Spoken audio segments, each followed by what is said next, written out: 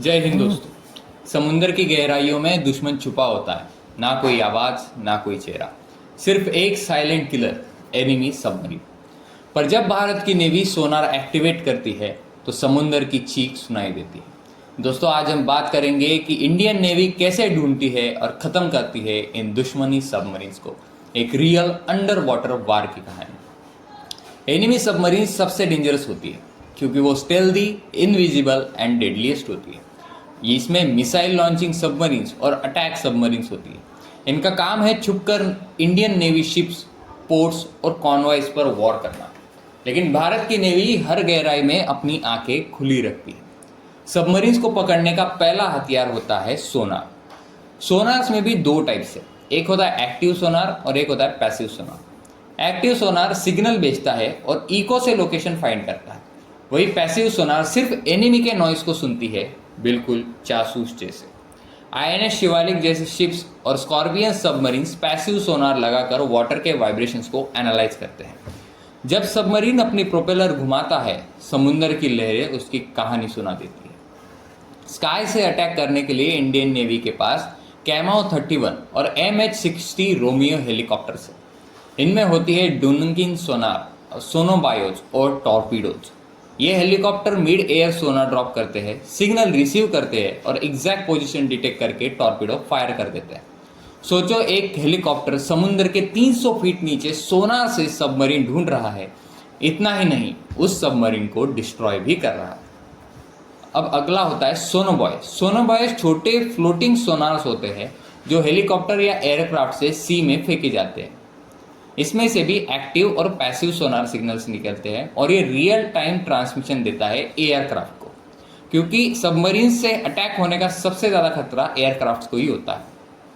तो ये एक सोनार ग्रिड बनाता है जिसमें अगर सबमरीन घुसती है तो तुरंत लोकेशन मिल जाती है। समुंदर के जंगल में इन सोनोबॉयज ने कई बार दुश्मन के टाइगर शार्क्स को पकड़ा है। टाइगर शार्क्स यानी कि सबमरीन्स। इंडियन नेवी के कुछ शिप स्पेसिफिकली बनाए गए हैं सबमरीन हंटिंग के लिए। इसमें से 3 बहुत फेमस है, जैसे कि पहला है कमोर्ता क्लास का corvettes, fully made in India, जो कि शैलो वाटर्स का किलर है। दूसरा है INS कडमट या INS किल्टन।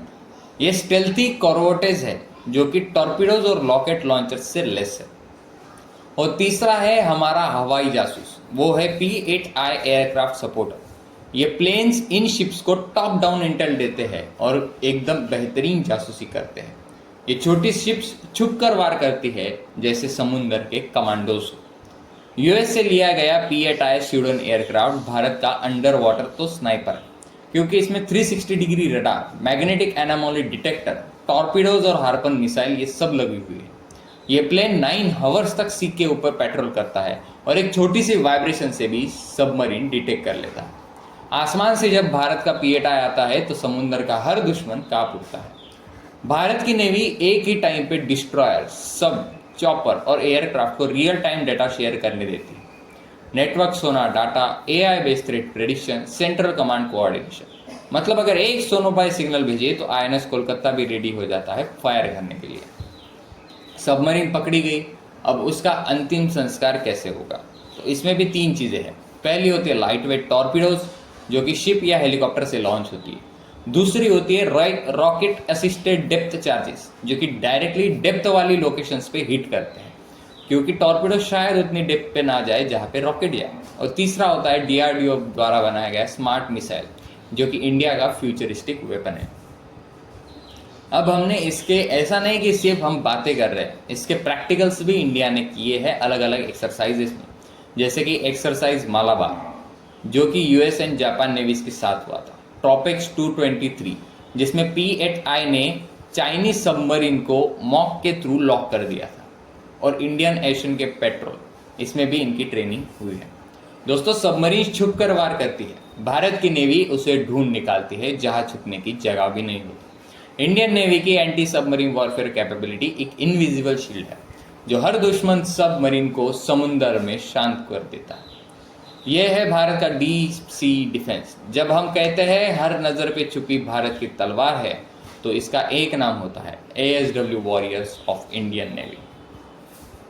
तो दोस्तों, अगर आपको ये वीडियो पसंद आया हो तो वीडियो को लाइक करें, चैनल को सब्सक्राइब करें ऐसी नई नई वीडियो देखने के लिए, और कमेंट में इंडियन नेवी की जय जरूर लिखें। मिलते हैं अगली वीडियो में, तब तक के लिए जय हिंद, जय भारत।